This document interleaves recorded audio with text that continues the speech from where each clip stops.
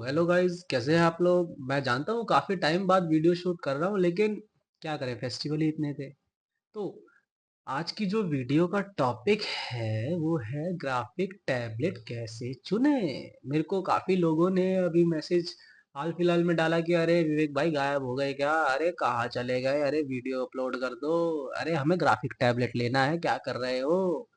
तो मैंने सोचा चलो अब इतने टाइम बाद, इतने गैप बाद, ऑलमोस्ट 3 वीक्स, इतने गैप बाद हम वीडियो डाल रहे हैं, तो चलो क्यों ना कुछ प्रोडक्टिव ही किया जाए। तो आज की वीडियो का टॉपिक होने वाला है ग्राफिक टैबलेट।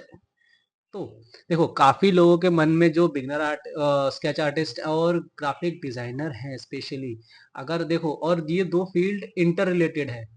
अगर आप ग्राफिक के फील्ड में हैं तो आपके लिए स्केचिंग जरूरी है, और आप स्केचिंग के फील्ड में हैं और ग्राफिक जानना चाहते हैं तो आप स्केचिंग आपके लिए एक प्लस पॉइंट हो सकता है।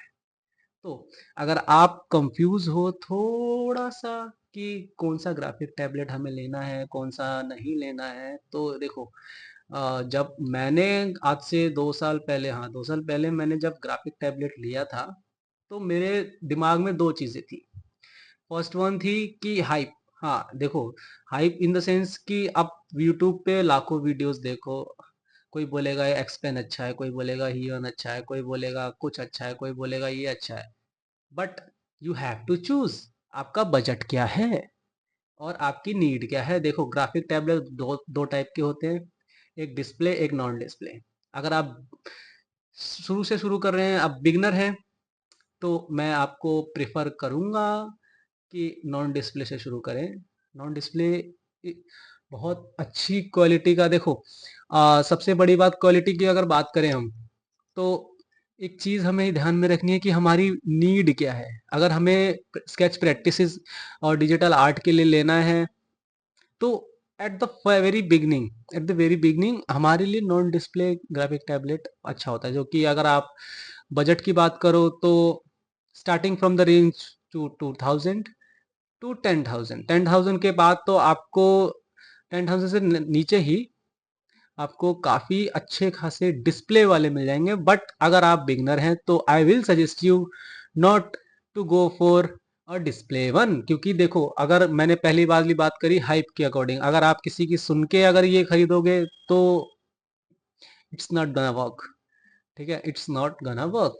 अगर आप किसी की सुन के, आपको पहले आपकी नीड पता करनी है कि हाँ मुझे ग्राफिक की फील्ड में मैं आ रहा हूँ, तो मुझे ह्यूमन एनाटॉमी के लिए लेना है या डिजिटल आर्ट वर्क में प्रेफर कर रहा हूँ, अपने पैशन के लिए या अपने प्रोफेशन के लिए ले रहा हूँ। तो अगर आप सबसे फर्स्ट, अगर आप बिगनर हैं तो आपके लिए non display graphic tablet best रहेगा। ठीक है, अब आते हैं दूसरी चीज पे। नीड की हमने बात कर ली, हमने बात कर लिया बिगनर की, हमें कि हमें कौन सा टाइप हमें चुनना चाहिए। अब आते हैं हम ब्रांड के ऊपर। देखो, ब्रांड बहुत सारे हैं, एक्सपेन है, यूएन है, और भी अच्छे खासे हैं, लेकिन एक्सपेन और UN I will prefer most, क्योंकि जो मैंने आज से 2 साल पहले ग्राफिक टैबलेट लिया था वो था नहीं, बेसिकली है, I am currently using that only. तो वो है यूएन का HS611, जो कि 4,000 की रेंज में आता है। But it comes with a worthy price, it comes with a worthy price, और आपको 4,000 की रेंज में बिल्कुल रिग्रेट नहीं होगा यूएन HS611 को लेने का, क्योंकि इसमें बहुत सारे अमेजिंग अमेजिंग फीचर्स हैं। प्लस ये इसका जो ग्राफिक पेन है वो नॉन रिचार्जेबल है, तो आपको चार्ज करने का कोई चक्कर नहीं है। Just connect and play, connect and play. बाकी इसके अगर अब मैं फीचर्स की बात करूं, तो अब मैं इसके आपको पूरे फीचर्स बहुत ही ज्यादा विस्तार से बताने वाला हूं। तो वीडियो को आगे एंड तक देखते रहें, और वीडियो अच्छा लगे तो थोड़ा प्यार तो दे ही सकते हो, क्यों।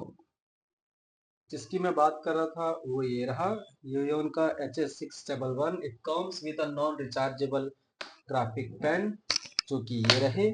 और इनका जो आपको कह लो कि परफॉर्मेंस है वो अनबीटेबल है। अगर आप अपने प्रोडक्ट के लिए 3 to 4 thousand अगर स्पेंड भी कर रहे हो, तो you are not gonna regret. क्योंकि Huion are the most trusted brand for the graphic tablets. ये इनके ब्रांड की वैल्यू है। और देखो अब आपने अगर इसका मैं लिंक आपको डायरेक्ट अपने डिस्क्रिप्शन बॉक्स में डाल दूंगा, और इसका लिंक लेने के बाद आपको इसका ग्राफिक ड्राइवर डाउनलोड करना पड़ेगा। That I have already downloaded it. ठीक है, यूनियन टैबलेट। अगर आप इसको टैबलेट को डाउनलोड कर लेते हैं तो आपको कुछ इस तरह का इंटरफेस देखने को मिलेगा। अब देखो, I am operating just from this. अब आपको यहाँ पे सारी चीजें समझ में आ जाएंगी। What I am trying to say, देखो मैंने इसको ऑलरेडी कस्टमाइज किया हुआ है। Like these are the button operated. ठीक, यहाँ से आप कंट्रोल एस करिएगा, और कंट्रोल एस के बाद अब हम आ जाते हैं ये इरेज पे। देखो मैंने, क्योंकि अगर आप डिजिटल आर्ट के पर्पज से ले रहे हैं तो ये आपको बहुत ज़रूरत पड़ेगी। तो अच्छा है कि बटन पास में हो तो you can easily do it. Erase का है, ये मैंने इसका रखा है अंडू का। आप बहुत सारे अपने आप खुद रख सकते हैं, और वो कैसे रख सकते हैं मैं बताता हूँ। पहले इसके फीचर्स समझते हैं। ये है रीडू का, और ये है स्विच स्क्रीन का, इन केस अगर मुझे एक पैनल से दूसरे पैनल पे जाना हो उसके लिए। तो अब इसको समझते हैं कि हमें इसे चेंज कैसे करना है। आपने इस पे क्लिक किया, अब आपके पास कुछ इस तरह का इंटरफेस खुलेगा। कुछ इस तरह का इंटरफेस खुलने के बाद आप जो मर्जी सिलेक्ट करें। मैंने, देखिए मैंने यहाँ पे टूल सिलेक्ट किया, ये हमारे पास कुछ ऑप्शंस निकल के आ गए। अब आप अपनी सुविधा के जैसे तरह आप इसको यूज कर सकते हैं। और बात करें अगर इसकी परफॉर्मेंस की, तो मैं आपको वो भी दिखा देता हूँ जो मैंने अभी हाल फिलहाल में बनाए हैं, कुछ डिजिटल आर्ट वर्क। सी,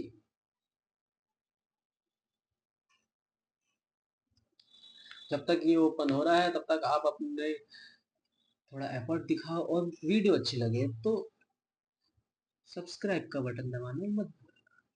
देखो ये कुछ इस तरह का काम करता है। अगर ये तो, इसकी अगर हम बात करें तो मैं इस पे अलग से वीडियो बनाऊंगा। ये है इंकस्केप का ड्राइंग सॉफ्टवेयर।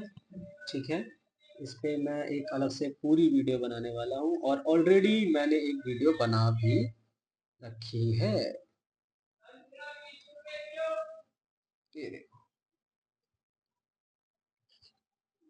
अगर हम बात करें इसके उस ग्रेड वो परफॉर्मेंस की, तो ये अनमैचेबल है।